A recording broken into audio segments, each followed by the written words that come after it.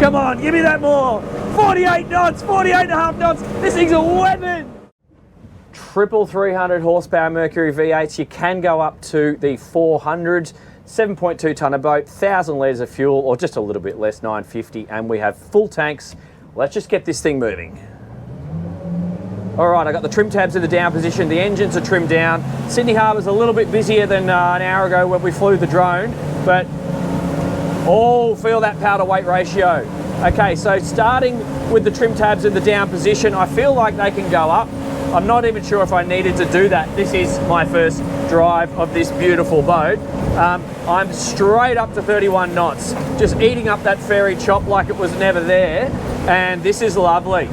This is lovely. I've got a little bit of wind now, whereas we had glassy conditions before, but I'm just going to sit the boat on 27 knots for now. We might just play with 27 to 32 whilst I get used to this boat.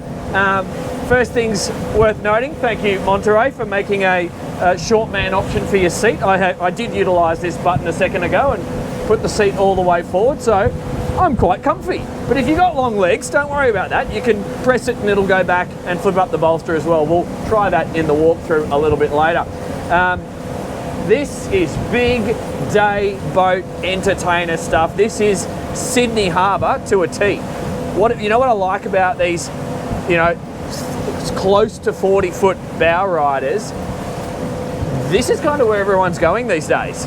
You know, if you have a nice house around the water on Sydney, you're probably not going to stay the night on your boat.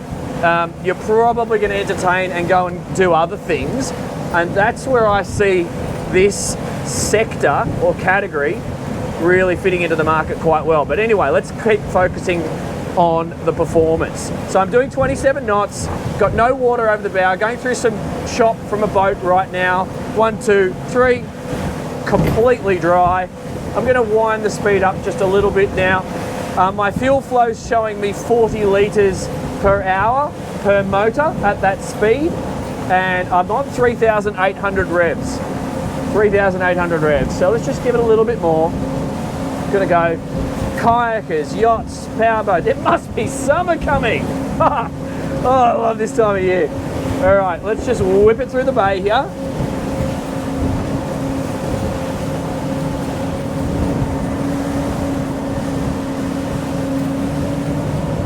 Okay. Still got my trim tabs about half down.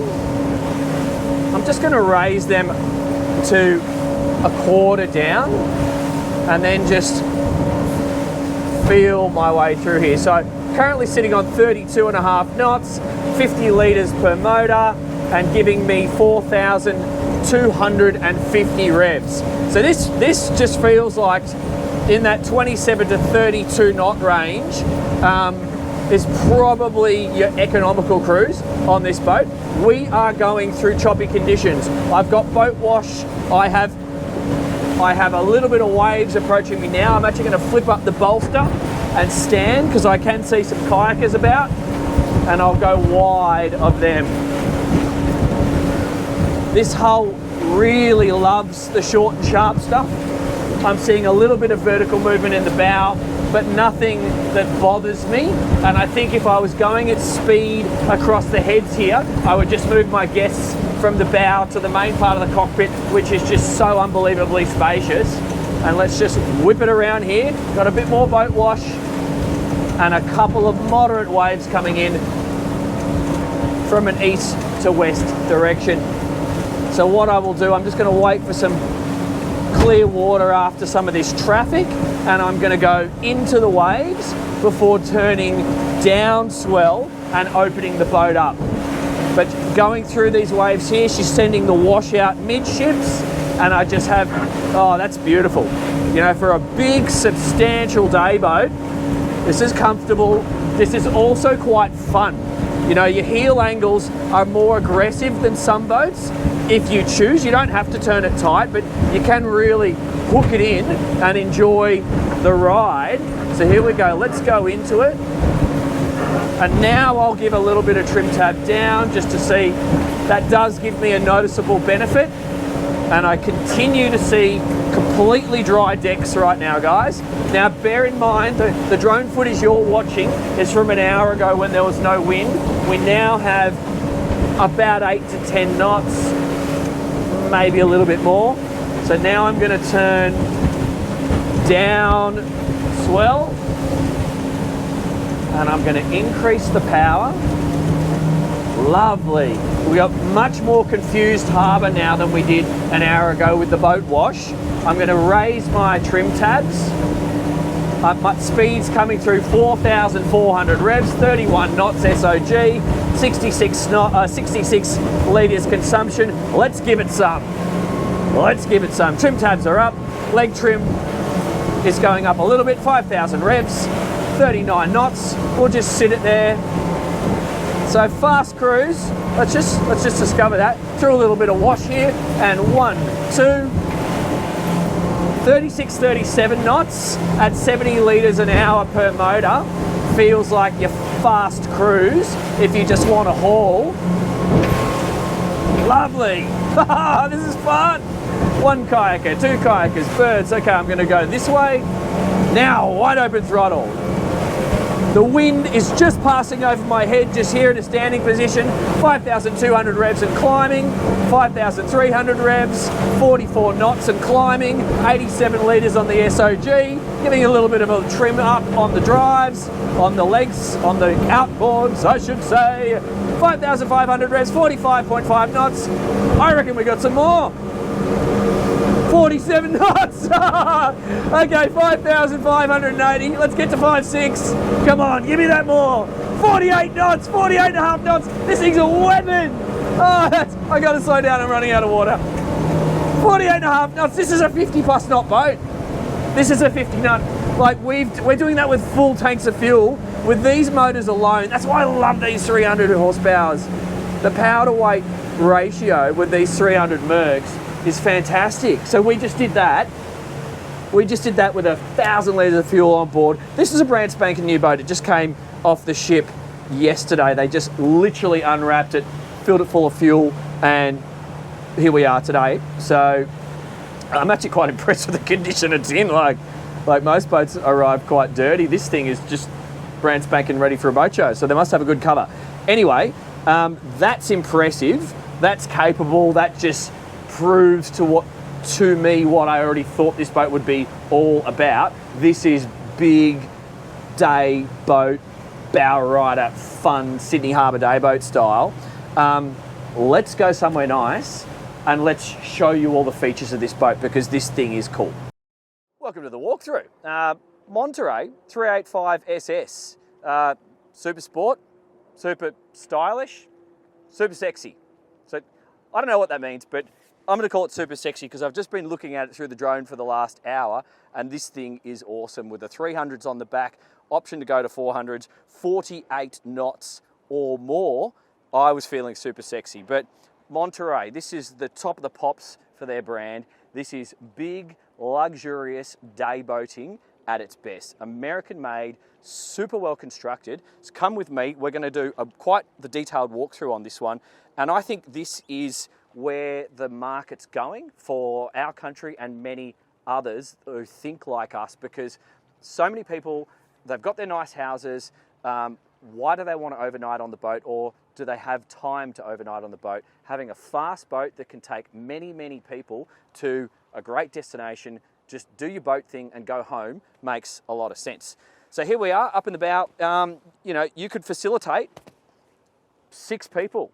8 people up here, no problems at all. This will turn into a giant bed. So you've got some bars that slot in here, some cushions that are stored just down there, and this will, I would say, the whole sun lounge goes like that and gives you a space to walk forward and access that one. But just making my way around, I've got these forward-facing seats just here, which would be great for driving at speed in moderate conditions. If you can do the 48 knots through chop, I would suggest move to the middle or the back of the boat because you'll probably lose your hat.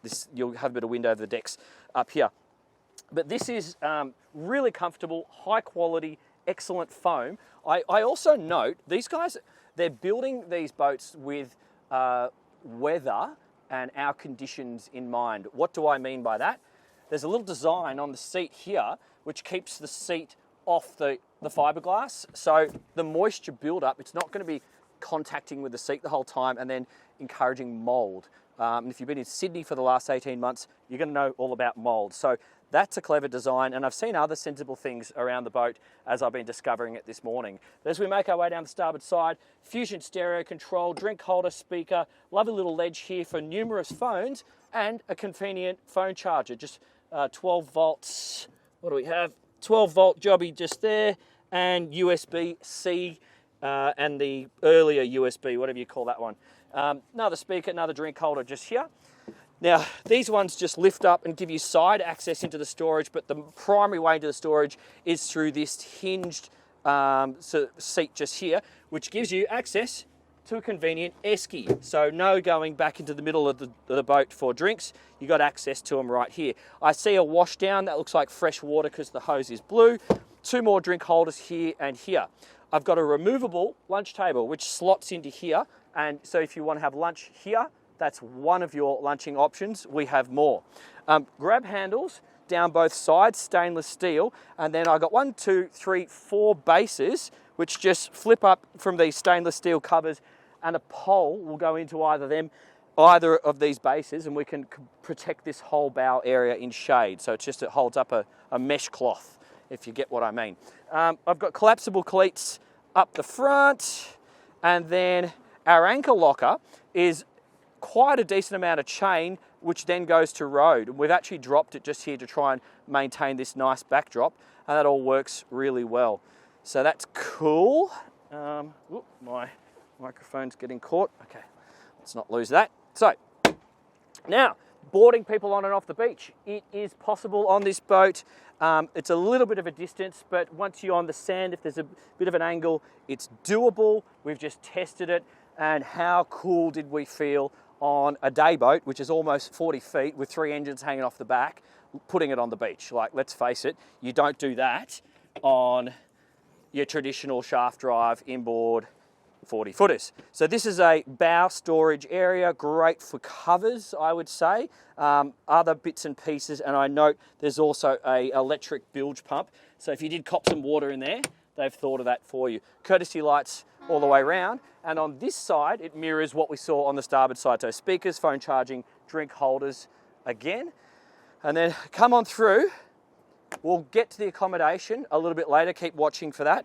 As I walk, I'm on the Flexi Teak. The whole decks are covered in this Flexi Teak. I'm a huge fan of this stuff now. My feet are not burning. It's a hot day. My feet are comfortable. So it's great for heat, but it's also good for cold. I find the temperature on this stuff is a little bit more consistent, so you can do barefoot boating further into the season. So this little door here stops the wind coming through when we're underway, and it's just as simple as close this when you're in rockstar mode.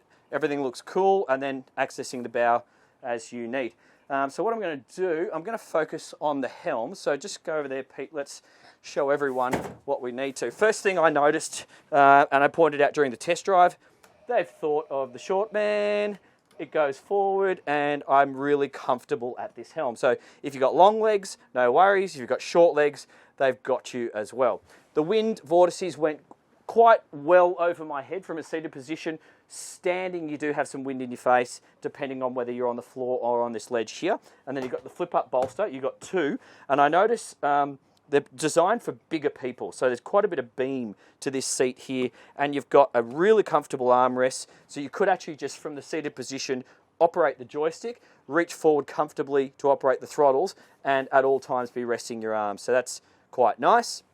So moving my way around the dash, got the operation of the seat. I got my Lenco trim tabs just here. I did use them from time to time, and you will see some benefit because we're a heavy boat at 7+ tons.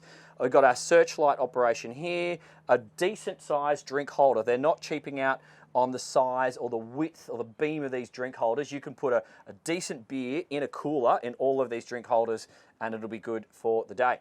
1, 2, 3 screens. We have 2 flat screen Simrads on either side with the touch screens down the side for operation. They're multifunctional displays, and I've got my big, matching in size Mercury diagnostics in the middle. So that looks cool and it makes sense. So making my way from starboard to port on all the buttons, horn blowers, parallel, anchor out, anchor in, wiper starboard, cabin bilge, emergency bilge, main bilge, bilge lights, speaker lights, accent lights, underwater lights, hardtop lights, courtesy lights, American, they love their lights, nav lights, hatch close, hatch open. That is a big storage hatch at the back of the boat, which we'll get to later in the video. The wheel is adjustable. I could see that being of value to many people. And then if I look down here, I've got a big subwoofer. I've got an aircon outlet, more storage, and a drink holder just hidden away at my right hand. Below the dash, you've got access to all the fuses. They're just pencil fuses, so they're just going to pop out, and you'll know if you've blown something, you just push them back in. The VHF is below the start system, or the start keys, 1, 2, 3 keys. If you haven't started a triple engine boat before, it's a lot of fun, just doing all 3 motors. I don't know about you, but I get excited when I get to do that. Fusion control here for the main stereo head unit, 1, 2 phone chargers. So yeah, you've got your regular 12 volt, and then you got your USBs, B and C just there, drink holders, and a convenient phone placed just here. And another sensible design in plastic, that this is a little bar here, but the ledge underneath it is clearly designed to take an iPhone. So you could probably put 3 or 4 iPhones standing up just here underway, and you could rest a few here that are on charge. So somebody has really put some thought into the design of this helm. Got the Plastimo compass, got the darker material. That's hot right now, but it's not providing any glare, so that's sensible. The windscreen, multi-piece toughened glass. We've got aluminium, powder-coated black aluminium, which was wrapped in stainless forward and black on the sides. And then we've got our leading edge supports of the T-top, which are strong as. I was testing that out before, and you've even got some smaller handholds for the little people's hands just there.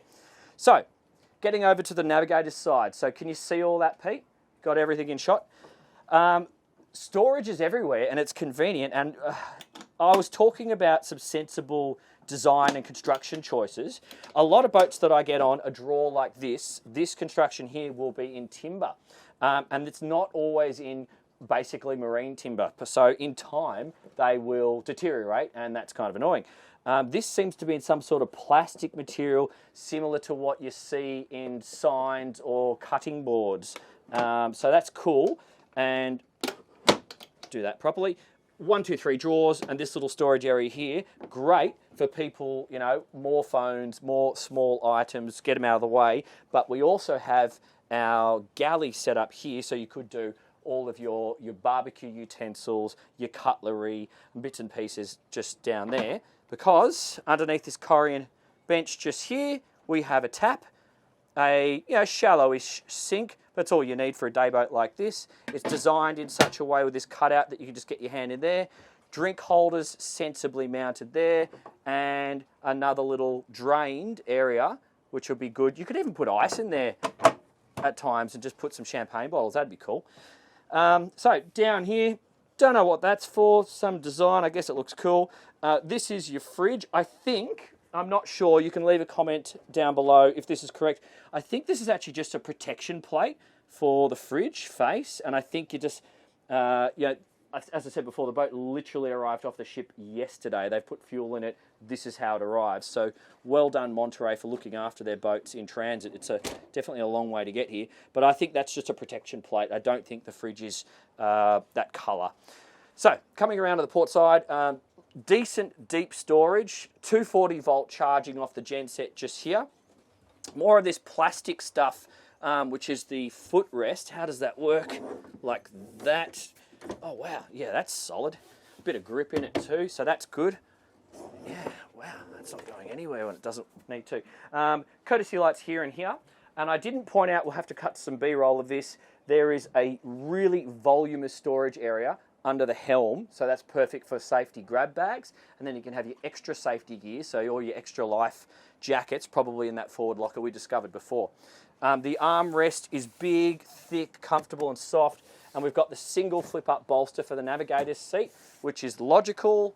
And then we have a single armrest which drops down on this side. And you'll easily get, one person's going to be super comfy here, but you still could get 2 people. no problems here. So 4 people facing forward, enjoying the ride is completely possible.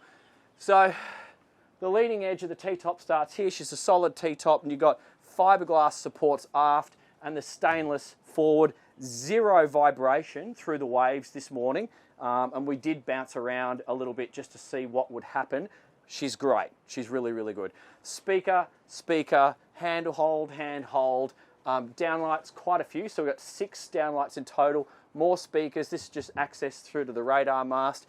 This is just part of the construction of the shore shade, and we've got the shore shade deployed. So Pete, why don't you come around and let's check out probably the heart of this boat. And I really just do believe this is a growing and a continually growing part of our market, because people understand how their days work on the water and that they're not always necessarily valuing or can stay out overnight. If you've got kids sport, you've got other activities, you just got to mix it all in and around your life. And a boat like this, you could have 3 families quite comfortably, safely, and you're just going to have an awesome time. So sitting down, one of the best seats in the house. This is a deeper seat just here, which will convert into a sun lounge. The conversion seems pretty easy. Boom. Oh yeah, so that's an aft-facing sun lounge, because that assumes a bit of an angle here. A couple of throw cushions, I'm sure you could store them downstairs, would be perfect. And I would possibly even run at speed with that deployed like that as well, as long as people know what they're doing and you're sensible about how you drive. I'm not sure how that goes back. Oh, lift, there you go. Okay, so charging for phones, decent sized drink holder. We make our way around. I saw some storage underneath here accessible from the back. More charging for phones, 4 drink holders in here. These ones just lift off. Decent sort of thick walled, almost insulated. That's the storage which you access from the back of the boat. And under here, that's a decent area as well. So you could, I wouldn't actually put guest bags in there because you don't need to, because you've got the cabins downstairs. So you've basically just got options.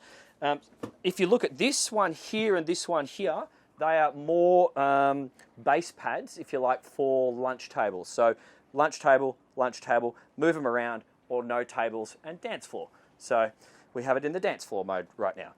So moving over to this side, so you can sit up there, face aft, you can sit in this corner, face forward, you can lounge, sun lounge mode, you've got space for people to cook, prepare, and other people to pass through to the front of the boat and to the back of the boat. That's what's so great about a layout like this. This is the operation of the shore shade, boom, boom, and I can see the fuses right there on the button. That's sensible. You blow a fuse, oh, it's gone, no worries, fix it straight away. I like that, that's clever. 240, this is the Barbie operation. It's electric Barbie, which just stores in this cupboard just here, and it just pops straight up there. So that means this space is multifunctional, and I think that's kind of clever. 1, 2, 3, 4, 5, 6 drink holders just there, and we have a bin made of this plastic stuff that we saw on the drawers, which is not going to deteriorate with moisture. Decent size bin, and that'll slide back in. The only thing is, where would you put your empties? Oh, you put them under there. That's what you do. I'd put my empties under there, do my rubbish here, and then everything's... That's what that space is for. Okay, now I understand. So I didn't have a look under here. I knew that was there. I just forgot to show you. So this is esky number 2. So we have fridge, large esky forward, medium-sized esky midships, and there's more. Okay. The seating doesn't finish. How good's this? So you could get 1, 2, 3, 4, 5, probably 6 people in this area with space to spare. You've got 4 people across those seats and another 6 people forward. That's a lot of people. That's a lot of people. Wow, that is awesome. So come with me. We have this kid and doggy door just here. That's on a magnet. That just closes with ease.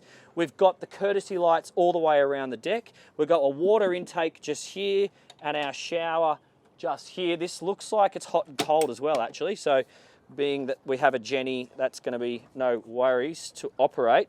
And then we've got our stereo control out the back of the boat. So we have a stereo control in the middle, forward, and the back of the boat. That's cool. Fuel in out the back here.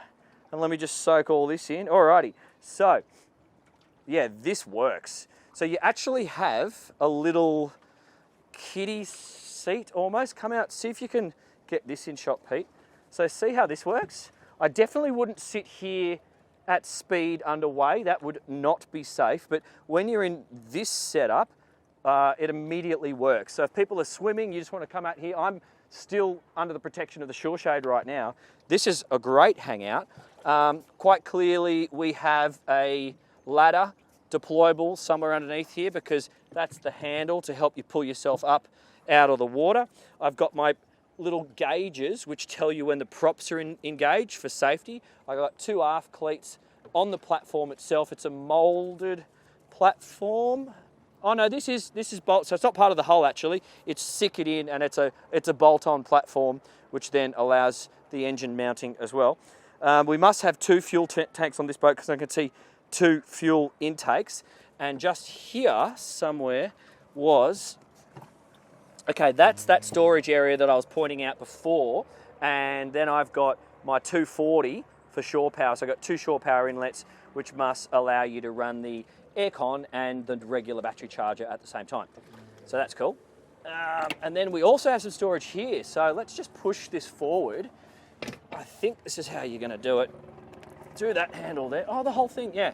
So this is where the lunch tables store. So it's got its own little holder area. That's the leg for the lunch table. I like that they put this grippy plastic stuff so things won't roll around. Do you know, we're doing a YouTube video. Can you fly your helicopter somewhere else? Sorry, guys. Okay. So that's clever. That's clever.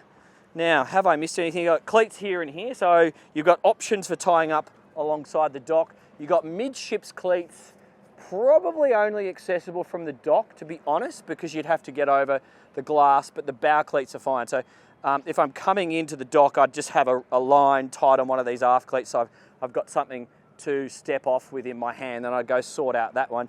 And you do also have the little fender holders. I'll have to cut to a shot of that. They just punch into the side of the hull and allow you to mount some fenders.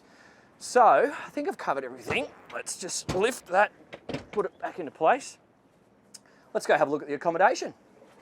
Okay, so I said people are unlikely to overnight on these boats, but it is absolutely an option. So this is quite a luxurious cabin. So this is how you get down, up, open, step down onto 1 step, 2, and then 3 is onto the floor. And initially you come down into this luxury leather lounge, which is very well crafted and would be comfortable because you are air conditioned down here.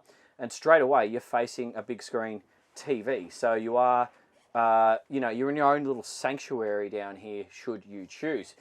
You've got this drawer just forward here, 1, 2, 3 drawers just there, and even these little puffy things, which might be good up on deck. You know, they looks like they're made of plastic. So if you needed, I don't know, I can't think of any immediate need, but it might be useful up on deck. So that's good and a sensible place to store it out of the way there. I do also see this area as the logical place for people's bags for the day. So they're going to arrive on board, they're going to unload their phones and their sunscreen, their beach towels, that sort of stuff, leave that on deck, and then come down here and throw the rest of their bags below. And you'd probably just throw them on this quite large bed. I've left these 2 bags that actually have the boat's covers and clears in them because they seem heavy. But this is air conditioned. I've got air conditioning vents around. I've got reading lights. Inside this locker at my feet, there was a Dyson vacuum cleaner already mounted professionally and plugged in. So how thoughtful is that? Typical American boat thinking. Americans, they boat like Aussies, and so they think about all the little things, which I love to see. Inside this locker, it's just technical access into some refrigeration. We've got some lights here. We've got the 240 charger here as well, other reading lights. So this would be a comfortable spot should you choose to overnight. A couple of little drawers here and here some whole windows with privacy blinds, and all of your boat systems are mounted forward. Actually, Pete, you go sit here. Better run everyone through this. This is also kind of like the heart, or the system's heart of the boat. You do have a microwave for heating up, a cup of tea or coffee or something. You've got some 240 here, but this is your primary unit for the Fusion. So we have all those other displays around the boat, which I pointed out. Blu-ray disc. Oh my God, that's some sort of media thing. That's old school. I haven't seen something like that in a while. This is our Westerbeck petrol gen set. This is some speakers just here, and then here we have the 12-volt display and all your battery operation and systems. And here's the 240 display, so you can go from ship to shore, whether you're operating your gen set or if you're running off the shore power that we saw has 2 cables, so we can have the aircon running and the power on this boat. So that makes it quite a comfortable boat at the dock on a hot day.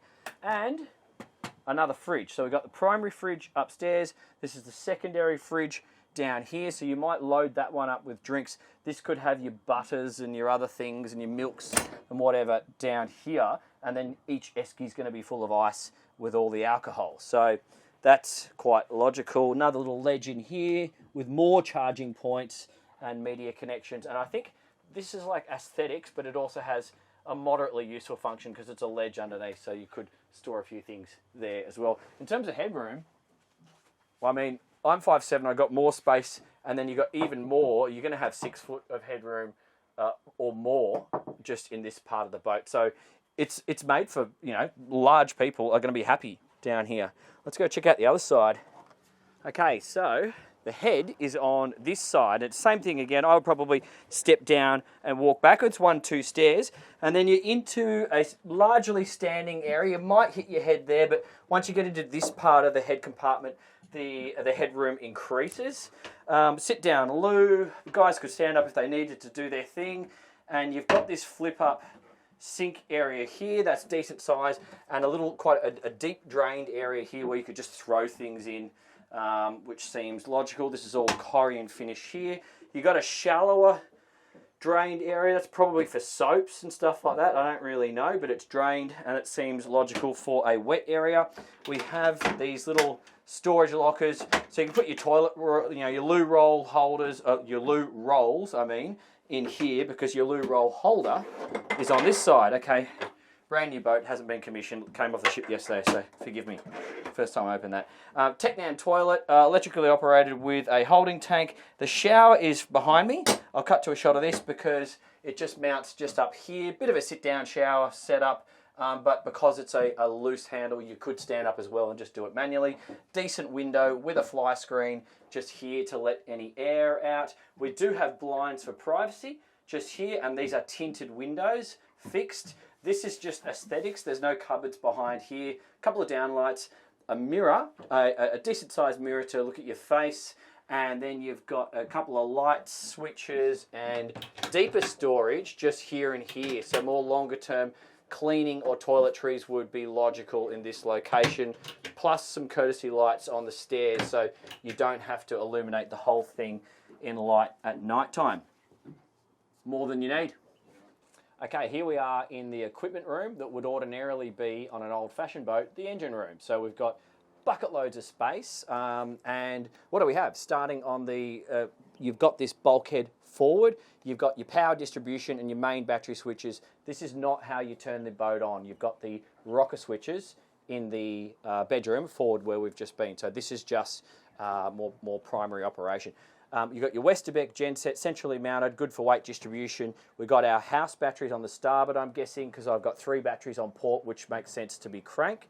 We've got a fireboy system forward of that. I've got our holding tank for the toilet on the port side. I've got blowers running down and on both sides to evacuate the air for the genset. This is your insulated pressure water tank just here. This looks like power steering hydraulics just there. Got some raw water intake filters, fuel filters.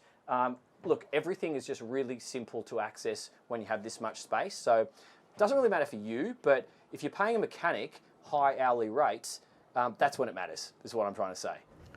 Okay guys, so it's relevant that I give you a demonstration on the parking and the social side of this boat. So we have the joystick with the Skyhook.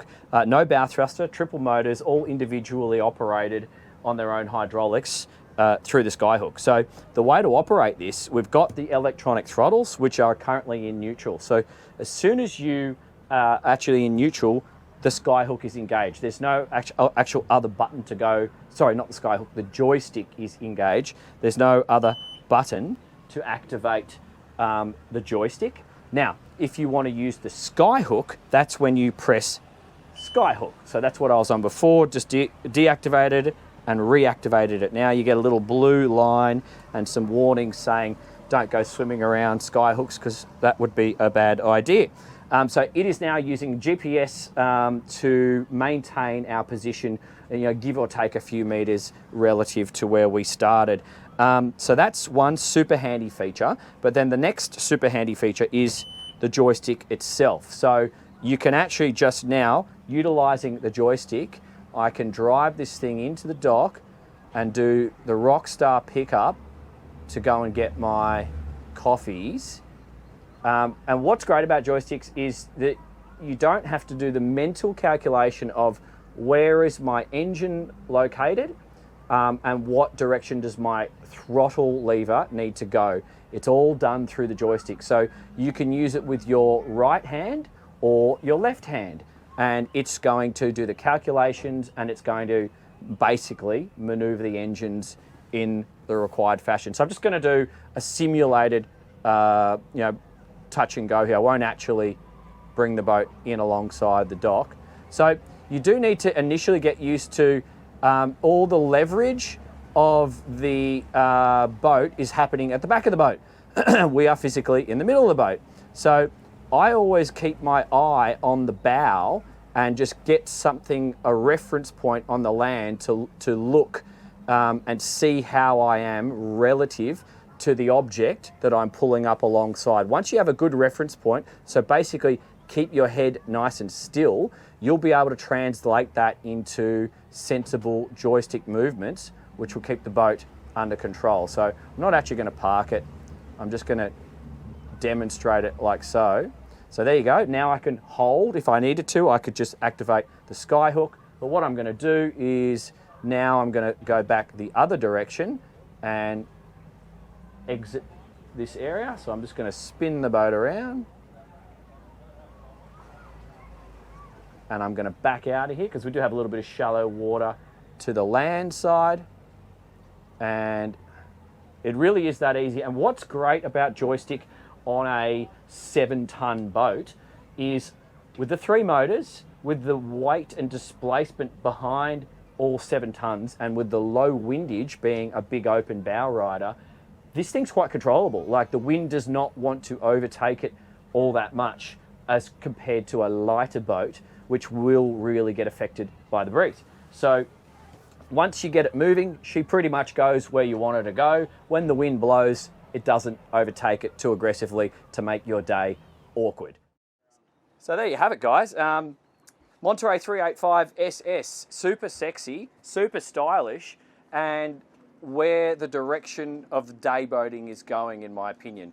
Outboards, heaps of space, very well built so you can leave it out in the weather and not stress so much, and just a hell of a lot of fun. 48.5 knots plus, in my opinion. We're going to get more speed out of this thing when she's commissioned and all tuned and dialed in. My name's Dan Jones. This has been Dan's Boat Life. If you like this content, if you've stayed through to this part of the video, perhaps consider subscribing. And if you really like it, support my Patreon. I'm self-funded. I don't take any monies from factories or dealers. I make these videos for you. I would appreciate your support so I can bring more of this stuff to you guys in the future. Thanks very much. I couldn't help myself, guys. This thing is too much fun. Going home after a day on the water, belting down the harbour. I'm not even doing full speed. 42 knots of fun this is. I have more to play with. Happy days.